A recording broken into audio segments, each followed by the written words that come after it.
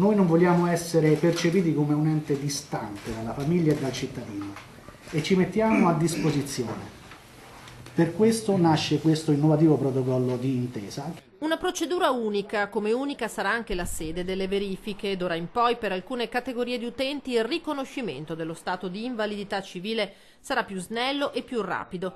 Lo stabilisce il protocollo sottoscritto a Treviso tra INPS e azienda sanitaria, circa 5.500 i trevigiani che potranno beneficiarne. Aiuta gli utenti a ridurre i tempi, aiuta gli utenti ad avere una garanzia che quando la commissione si è trovata quello poi è l'esito della certificazione, aiuta gli utenti nel ridurre i tempi ed avere quindi prestazioni, dispositivi o altre cose in modo molto più veloce. Quindi è veramente una sinergia importante tra noi e l'INPS.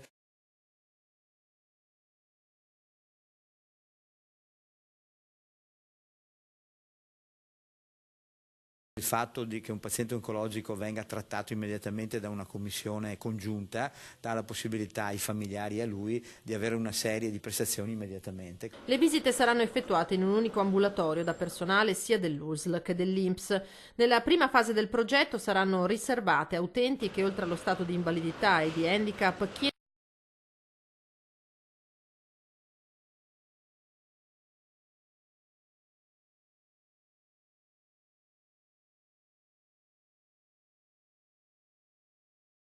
4,76% della popolazione trevigiana, 4,76% di invalidi civili su una popolazione è la percentuale più bassa d'Italia.